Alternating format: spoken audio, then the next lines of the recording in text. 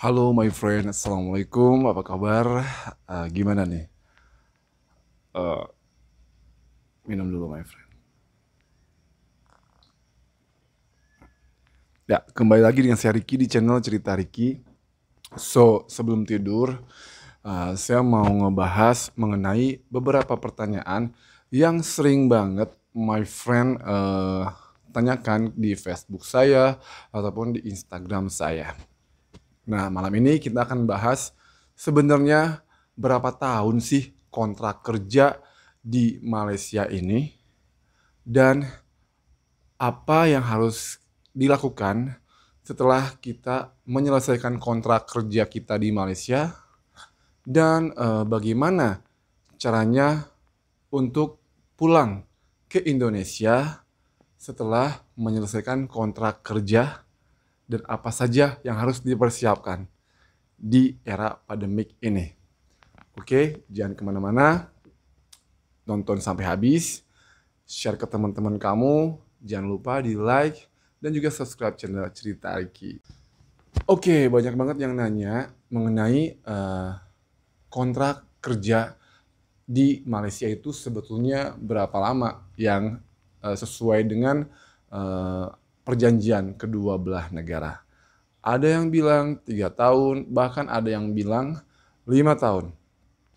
Nah, my friend, buat teman-teman yang bekerja di Malaysia, baik di sektor pertanian, perladangan, kilang, servis, atau pembantu rumah gitu ya, kontrak kerjanya sama.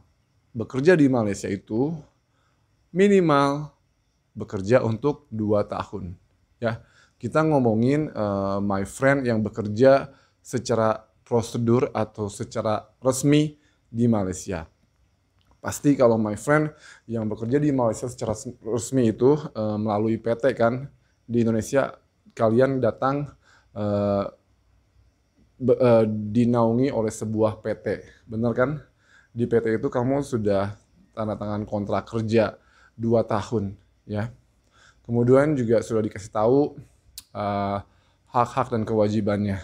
Ya, pasti sudah pada tahu ya buat teman-teman yang kerja di Malaysia secara resmi.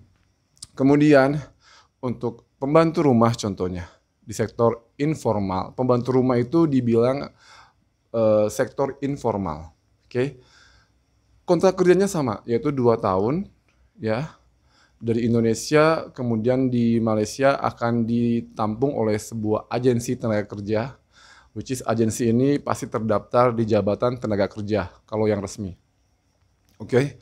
Dan akan bekerja minimal adalah untuk 2 tahun.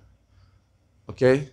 Nah, setelah 2 tahun kalian bisa memutuskan untuk pulang atau meneruskan di tahun ketiga.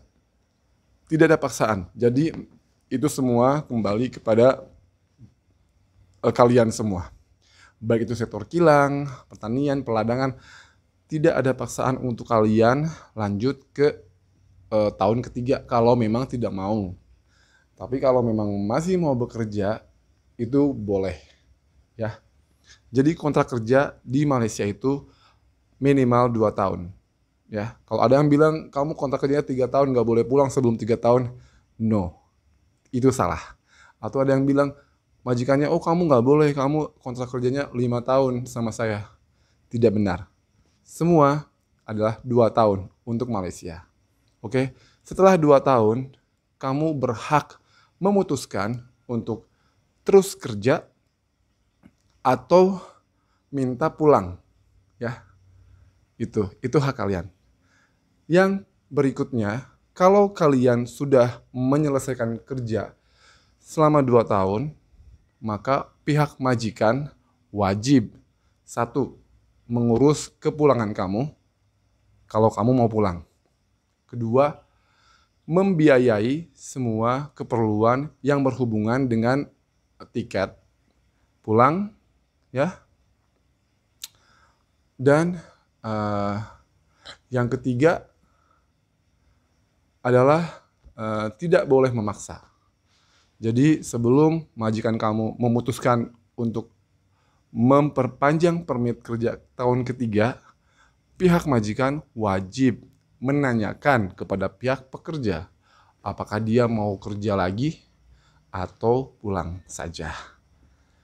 Gitu. Tapi my friend, kita pun harus paham ya, karena di musim pandemik ini ada beberapa proses yang memang jadi tidak biasa. Seperti misalkan proses menunggu karena pihak imigrasinya tutup ataupun juga kedutaannya pun tutup. Jadi yang menyebabkan terhambatnya proses pemulangan kalian buat kamu yang mau pulang gitu. Ataupun juga mungkin lebih bagus kalau kalian juga memutuskan untuk melanjutkan bekerja. Karena kenapa? Di Indonesia pun situasinya juga kan kita tahu semua. Jadi kalaupun mau bekerja untuk beberapa jangka waktu lagi kayaknya juga tidak salah gitu. Tapi itu kembali kepada kalian ya. It's up to you. Banyak kok teman-teman yang kerja sampai 10 tahun, 15 tahun itu ada juga yang saya pernah temui. Ada juga yang cuma 2 tahun terus mau pulang. Mereka punya masing-masing alasan tersendiri. Itu personal ya. Oke, tapi intinya buat teman-teman yang pengen tahu berapa tahun sih minimal kerja di Malaysia, untuk saat ini perjanjiannya dengan Indonesia adalah 2 tahun minimal bekerja di Malaysia. Oke.